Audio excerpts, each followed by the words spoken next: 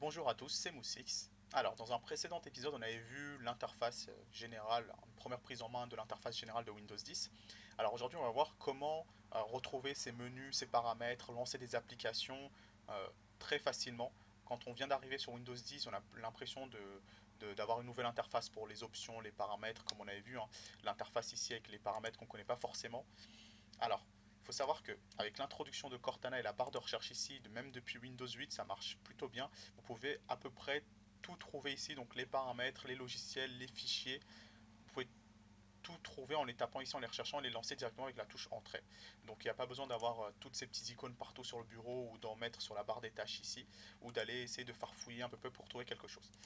Un exemple, quand vous venez d'arriver sur Windows 10, une des premières choses que vous faites, c'est vous cherchez le navigateur pour pouvoir aller installer d'autres choses, donc installer en général un autre navigateur ou installer vos petits logiciels comme VLC ou autre.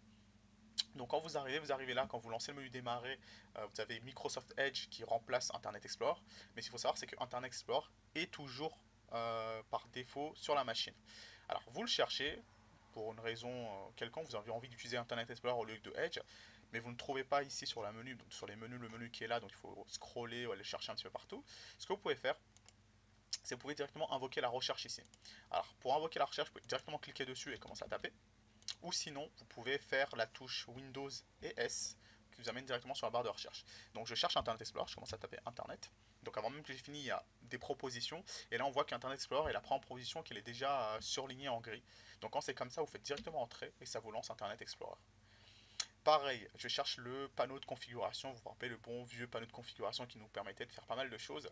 Avec le panneau de paramètres, on peut faire des choses, mais c'est pas la même interface et c'est un petit peu déroutant au début. Donc on peut retrouver ce panneau. Donc pareil, on lance une recherche avec Windows et S. Et là, on commence à taper panneau. Et là, on voit le panneau de configuration qui nous est proposé.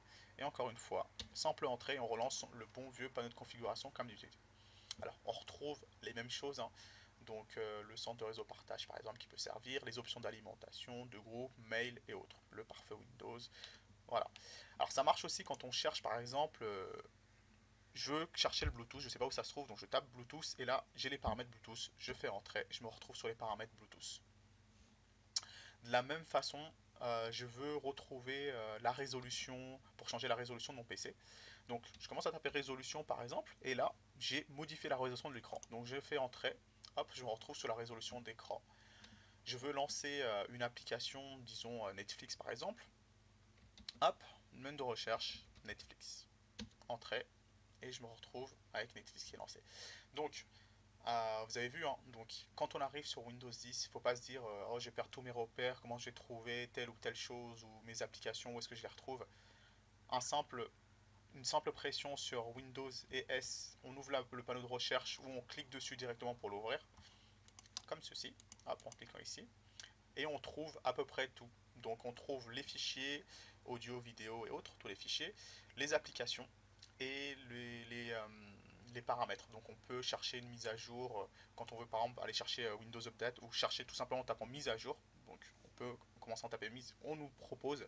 Donc j'ai tapé que mise et quand je fais entrer, j'arrive sur le paramètre Windows Update, donc pour les mises à jour du système.